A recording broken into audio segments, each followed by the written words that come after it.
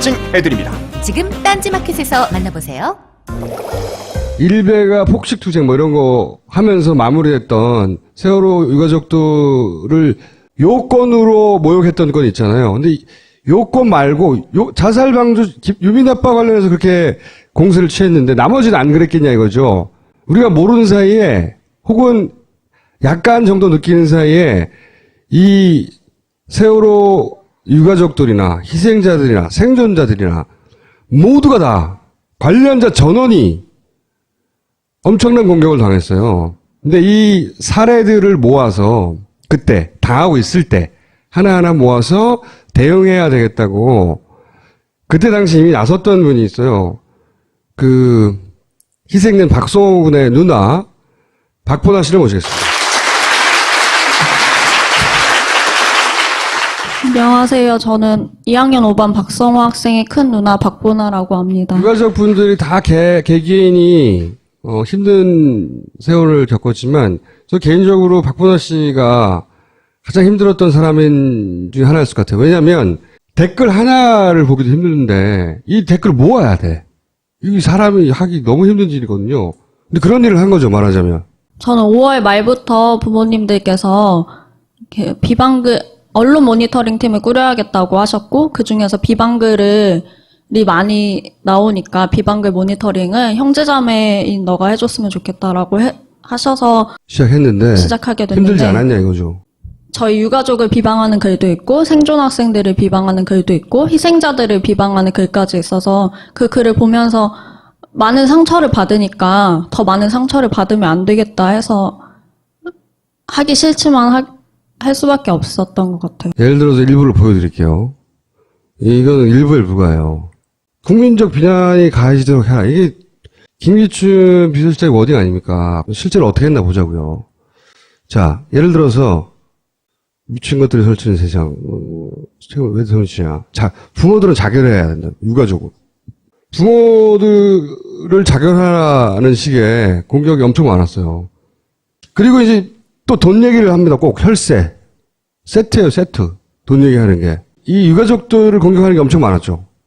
이전에는 세월호와 관련해서 그냥 유가족이랑 뭐 생존자, 희생자를 그냥 모욕하는 글이 많았다면 특별법에서 이런 터무니없는 것들을 많이 요구한다 라면서 비방을 많이 하기 시작했죠. 야당에서 특별법 만들고 뭐 말들이 많았잖아요. 조사권을 넣네 안 넣네. 응? 그런데 그 특별법에 대해서 굉장히 강력하게 대응합니다. 그리고 돈 문제도. 그렇죠. 이게 이제 골 때리는 광고인데 이게 어떤 내용이냐면 문화일보에 세월호 유가족들에게 깊은 애도와 추모의 마음을 전합니다. 무슨 추모 광고인 것 같잖아요. 그 2014년 재보궐 이틀 전에 문화일보에 광고를 내요. 광고를 낼 사람도 없어요. 누가 냈는지. 어버이연합에서 낸 거. 물론 나중에 밝혀졌죠. 내용이 뭐냐면 완전 날조야. 내용을 좀 설명해 주세요.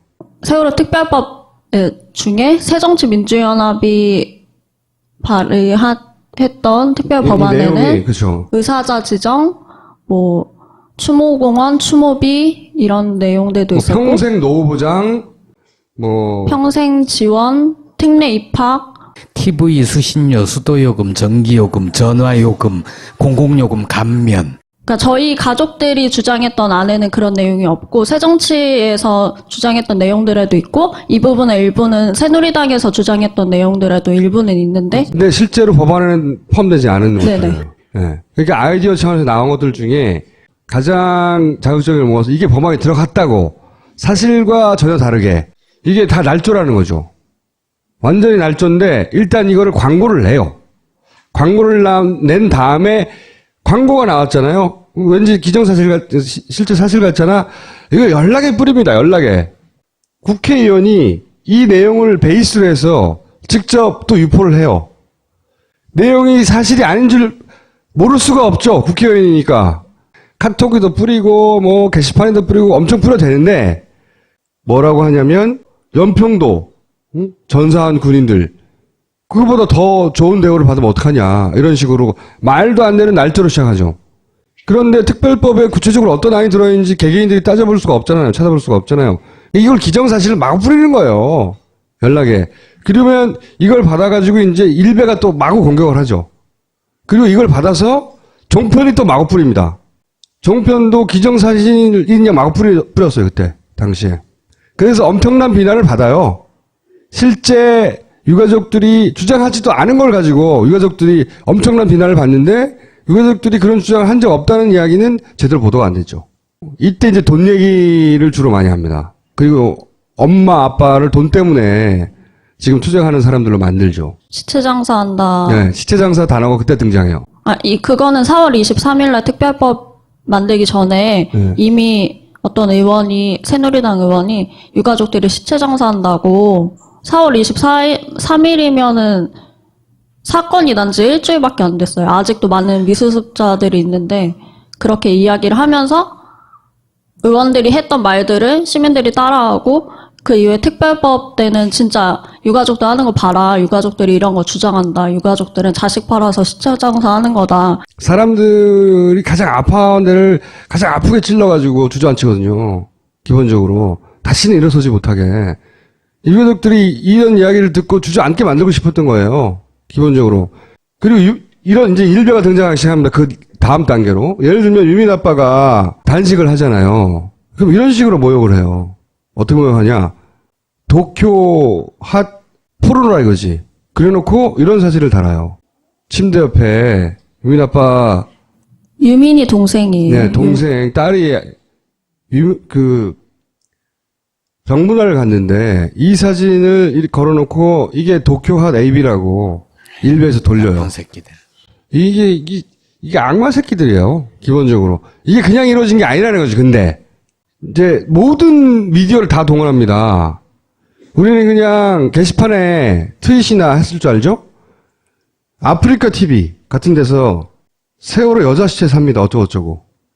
실제로 희생자들을 비방하는 글들이 좀 생각보다 많았는데 특히 학생들을 성적으로 모욕하는 글들도 많아서 가족들이 되게 많이 상처를 받았어요. 가장 잔인한 방식으로 다시 일어서지 못하게 이런 소리 듣고 싶지 않으면 꺼져 조용히 자빠져 있으라는 거예요. 한마디로. 이런 거. 사건 이후에 이렇게 모욕받고 비방글을 보면서 상처받았던 것에 대해서 뭐 여러 가지에 대해서 그 피해자들의 실태조사를 했었어요. 작년에. 네. 그 과정에서 저희 유가족이나 뭐 미수습자 가족, 생존자 가족뿐만이 아니라 안산 시민들도 이렇게 좀 상처받고. 그렇죠. 이 작전을 보면요. 그 주변에 아무도 못 가게 하는 거거든요. 일단 유가족, 뭐 생존자들 니들도 입 다물고 있으라는 거예요. 생존자. 살아 돌아왔던. 네. 그리고 희생자. 그리고 도와주려고 하는 사람들. 모조리 다 공격하는 거예요. 이거 내가 여기 세월호 유가족들을 돕는다고 어쩌고 하다가 나까지 큰일 나겠구나 싶은 정도의 공격을 마구 전방위로 모든 미디어를 다 동원해서 온라인에서 하다가 얘네들이 거리로 나가요. 거리로. 오뎅이라고 표현해요. 얘네들이 희생자를. 원래 있던 사진에다가 포토샵으로 네. 수정해가지고 이렇게 올려놓은 걸 지들이 일베랑. 한 거죠? 네. 네. 원래 있던 사진을 글자만 이렇게 수정해가지고 올려놨던 거거든요. 희생자가 언어에서 특등 오뎅이라고. 이런 글이 이거 하나가 아니에요. 진도 밤바다. 아름다운 오뎅이 있어. 어쩌고저쩌고. 근데 저런 걸 보면서 어떻게 견디셨어요? 이렇게 힘든데 그 다른 가족들이 상처받고 있는 거 또 내 동생과 내 동생들 선생님을 욕하는 걸 보면서 이렇게 더 보기 싫다라는 생각이 있지만 더 보고 빨리 없애야겠다는 생각이 더 강해져서 계속 볼 수밖에 없던 것 같아요. 참고. 이 중에 이제 모은 것 중에 일부거든요. 아주. 더 심한 것도 있어. 그리고 이제 생존 학생들도 굉장히 중요한 증언을 할 수 있는 학생들이었거든요. 굉장히 중요한. 근데 생존 학생들의 증언을 파파이스에서도 한번 담은 적이 있어요. 근데 바로 그 편집 요청이 왔어요.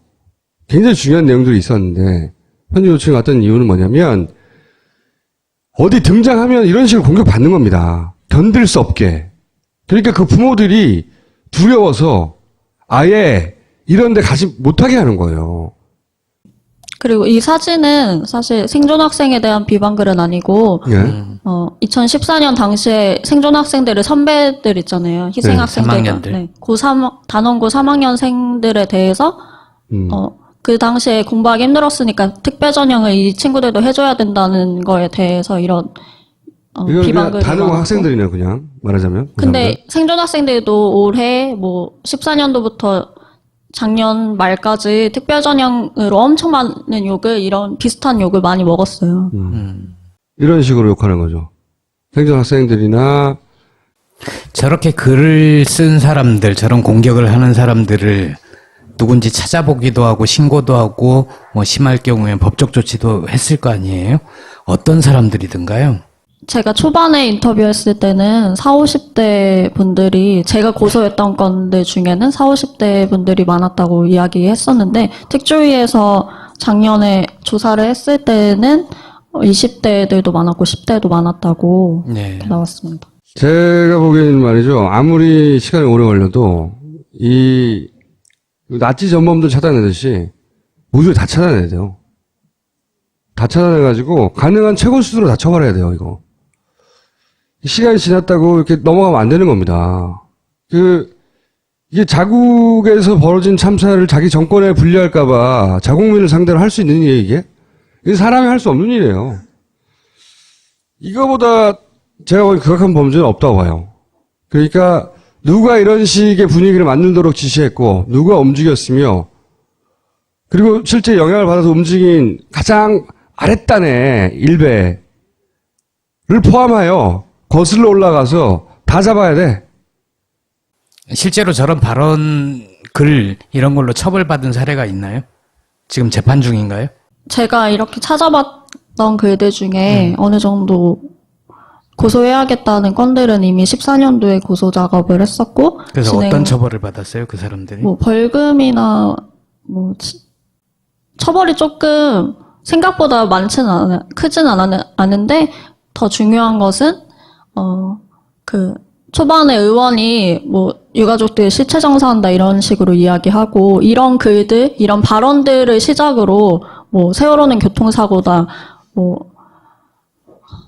다른 유가족에 비해 세월호 유가족은 너무 많은 것을 요구한다. 그 유가족만큼 혜택을 주면 안 된다라는 발언들, 이런 댓글들은 솔직히 그 의원들이 말을 하면서 시민들이 그러면 안 되는구나라고 인터넷 상에서도 계속 올렸고, 그런 현상이었거든요.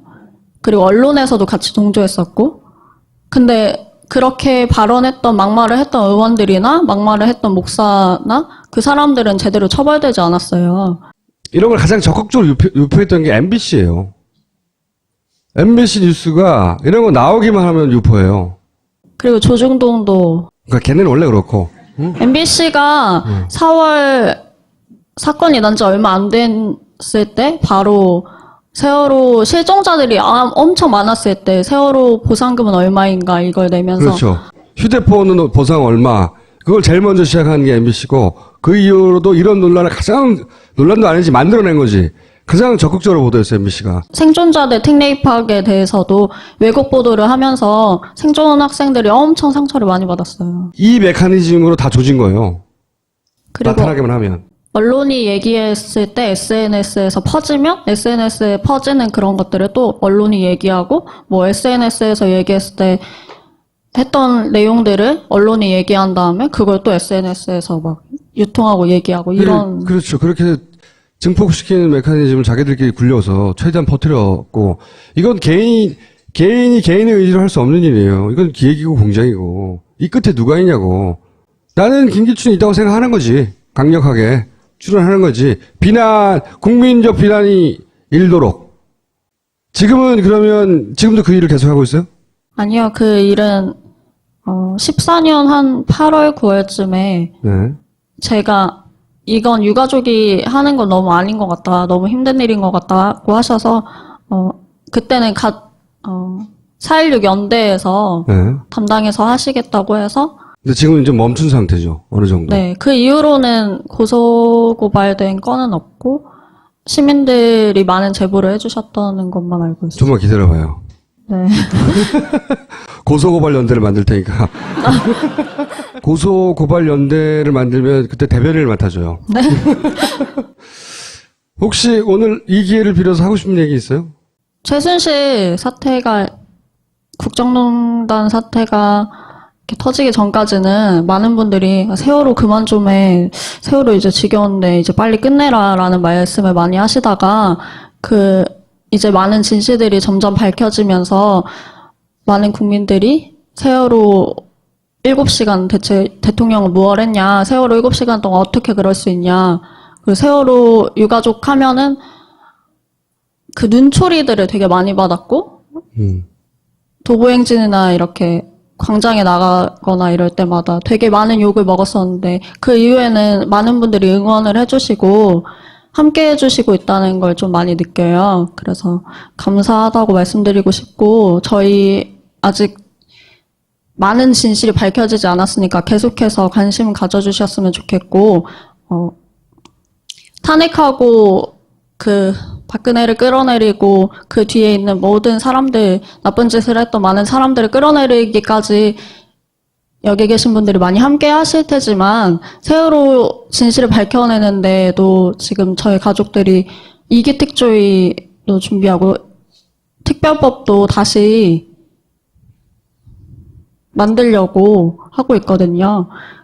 그 과정에서 국민조사단을 출범해서 저희 유가족과 4.16 연대와 많은 국민들이 같이 직접 진실을 밝히는 작업들을 해 나갈 건데, 그 과정에서도 시민들의 도움이 엄청 많이 필요해요. 그래서 앞으로도 세월호 계속 잊지 말고, 잠깐 지겨웠고 피하고 싶던 일이었지만 이 진실이 다 밝혀져야지만 다시는 이런 참사가 되풀이되지 않고,